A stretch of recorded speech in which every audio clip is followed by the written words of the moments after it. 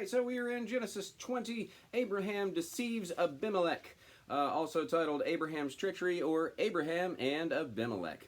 So now we're shifting from Lot and his daughters to, even after just being delivered by the Lord, by his angels, they took matters into their own hands.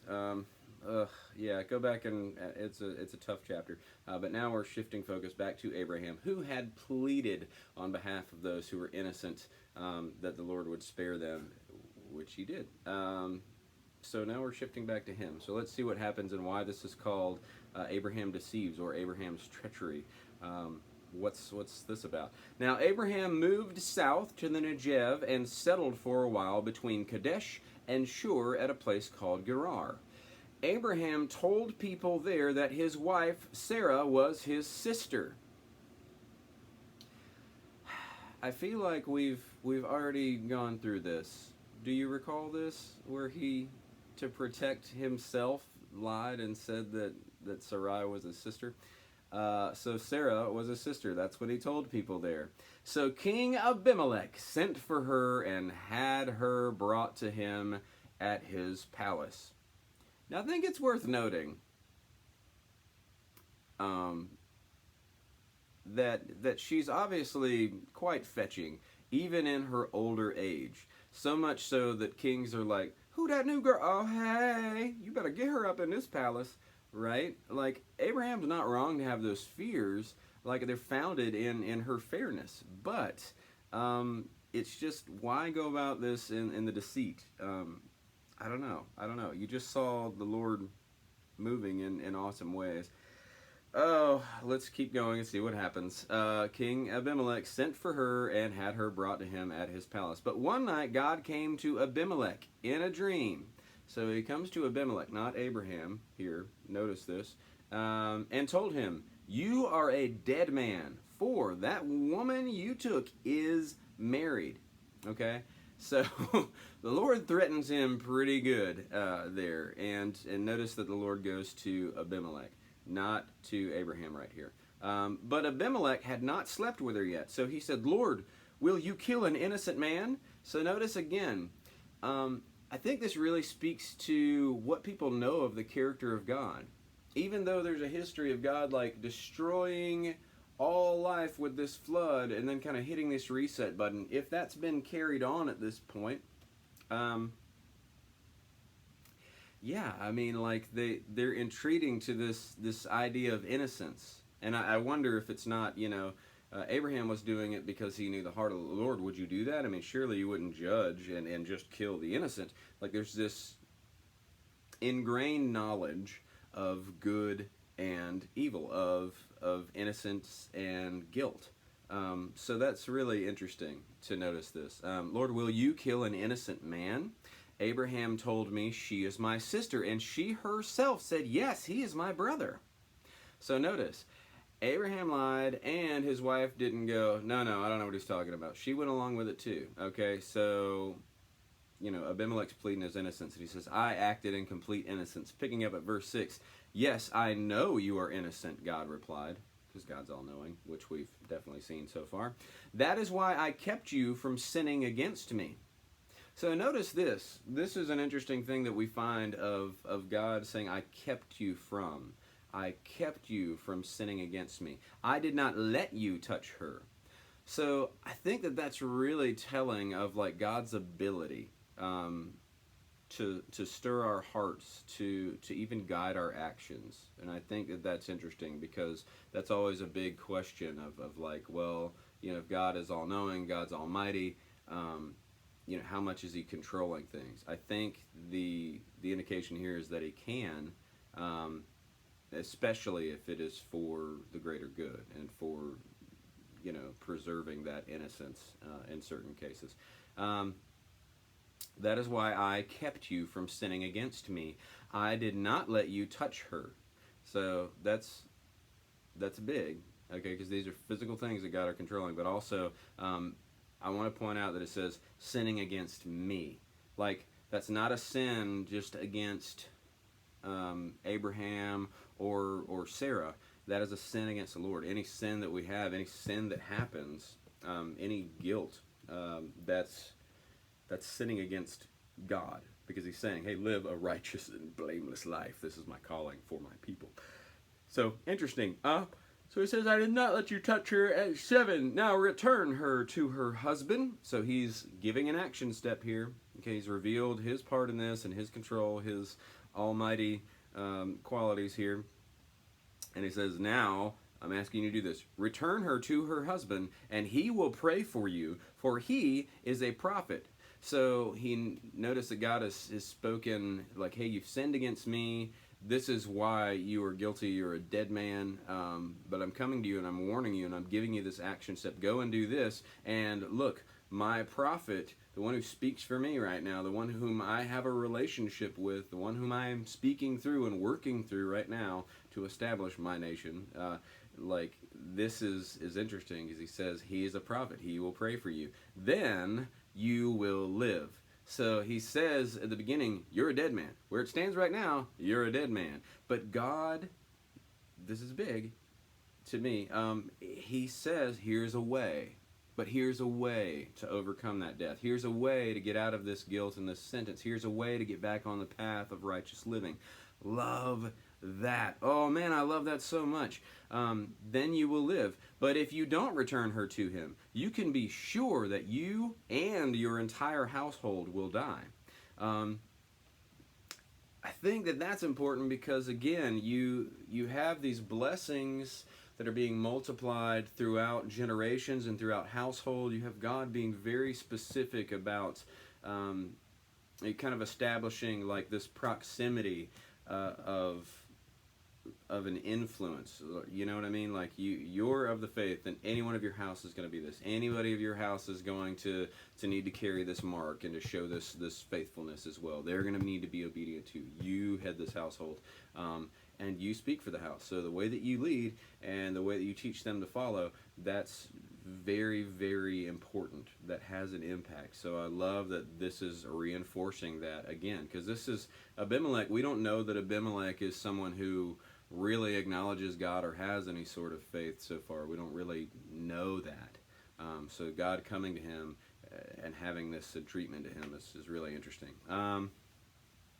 Yeah, so you need to do this, deliver her back to him. He's going to pray for you. He's a prophet. Then you will live. But if you don't return her to him, if you don't listen to this and you just think, it's just a dream, and you disregard me and you sin against me even more, then you can be sure not only you are going to die, but your whole household is going to die. At verse 8, Abimelech got up early the next morning. I'm sure he did. And hastily called a meeting of all his servants. Everybody, all in this household, because y'all, I had a dream. I had a visit from the Lord. Because it doesn't say. God replied, in a dream. Yeah, it said in a dream. Sorry, verse 3. Okay, next morning, hastily called a meeting of all the servants. When he told them what had happened, so he shared what he experienced with God. Very big. Great fear swept through the crowd. So fear swept through. The response to hearing of an encounter with God was fear. Verse 9. Then Abimelech called for Abraham. What is this you have done to us? He demanded. So notice, like, this blame, this threat that's going on, and he's calling him out, right? God just said, hey, return her, and he will pray for you. He's a prophet. But, like, he didn't say how to return her, but like Abimelech is mad. He's like, you brought this curse on us. What have you done? And that's what he did. What is this you have done to us? He demanded. What have I done to you that deserves treatment like this, making me and my kingdom guilty of this great sin? Which, Abraham's heard before, because he's made this mistake before. He's gone this route, taking matters into his own hands before. And while it's not as drastic as maybe the way that Lot's daughters took matters into their own hands, it's pretty drastic. This could have brought guilt and shame and even death to an entire kingdom because of this deceit. And that's important for us to realize, the power of words and the power of deceit and the ripple effect, I think. I don't know, that's just me. Yeah, and then he closes at the end of verse 9 saying, this kind of thing should not be done. He's like, hey, did you think this is okay? It is not. And then at verse 10, why have you done this to us? He wants to know, like, why? Why? At verse 11, well, Abraham said, I figure that's a long well. Well, I'm trying to find the right words. I figure this to be a godless place. Like, of all the ways to start that off, well, I thought you guys were a bunch of heathens. I don't know, you guys. Like, I mean, I guess he's being honest at this point, but like, there's a time. Man, there is a time to frame things in a certain... No tact in this, none. I figured this to be a godless place. I thought they will want my wife and will kill me to get her, which again is not something that is this new thought to Abraham. But he's explaining it for the first time to them. Besides, she is my sister. We both have the same father through different mothers. And I married her. So now he's stepping it back and he's kind of justifying it and saying... I mean, technically, you know, I don't know how I feel about that, but I'm not really worried about how I feel, just what we're seeing here. 13, when God sent me to travel far from my father's home, I told her, wherever we go, have the kindness to say that you are my sister. So he's saying, look, this is something that we've always just done, okay, and it's because we don't know how people are going to think and because I'm worried about my life. And I put all of your life and your kingdom's lives on the line because I was worried about mine. So he's kind of claiming his selfishness if you read into it. But see what happens. Verse 14. Then Abimelech took sheep and oxen and servants, both men and women, and gave them to Abraham. And he returned his wife Sarah to him. He's like, look, I'm going to give her back, but I'm going to give her back with interest. Here's all this other stuff. Okay? Oof, man, that is tough. Okay, returned his wife Sarah to him, so he's following through what the Lord said. And he's going above and beyond. I would note that as well, because he didn't have to do it. He could have just given the wife and said, leave this place. But hey, you need to pray for me. 15, look over my kingdom. Choose a place where you would like to live, Abimelech told him. That is, wow. Definitely above and beyond. Let's keep going. Then he turned to Sarah. Look, he said, I am giving your brother 1,000 pieces of silver to compensate for any embarrassment I may have caused you. This will settle any claim against me in this matter. So he's like basically saying, I'm washing my hands of this. This is nothing you guys can leverage, okay? I'm trying to make us all innocent in this kingdom. Please, please, if you took any offense, let me go a step further, okay? You guys can stay wherever you want in this kingdom, and I'm compensating him above and beyond and on your behalf. Not just offense that I might have caused him, but to you. Man, so this settles, and that's a big word, this will settle any claim against me in this matter. So this price is being paid through Abimelech's eyes. Then Abraham prayed to God, and God healed Abimelech, his wife, and the other women of the household. So he already had a lady, but apparently that's just a cultural thing that people in high positions are taking on anyway.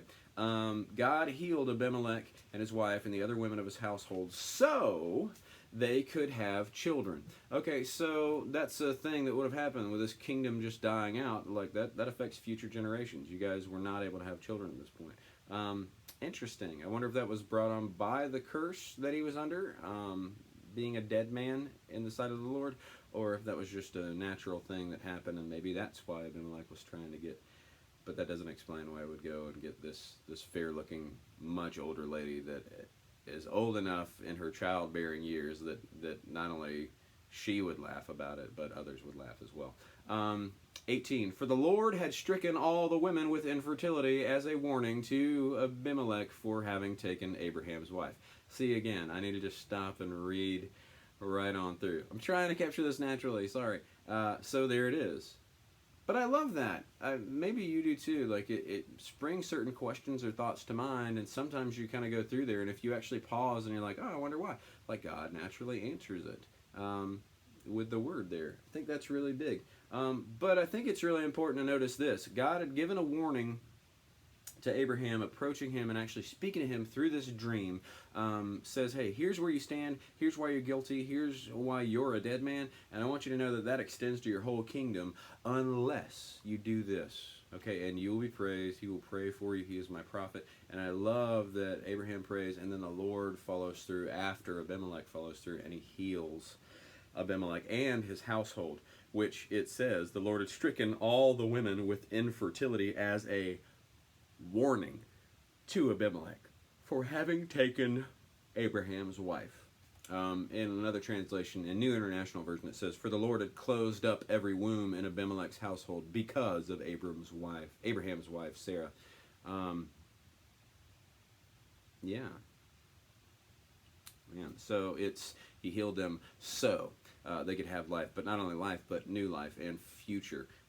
So really big stuff. But I think it's interesting that we see, again, this hero of the faith, this one who is a righteous man walking with the Lord and who has this covenant with the Lord, again, taking matters into his own hand and choosing deceit to make a way. Man. All right, so let's see what happens next.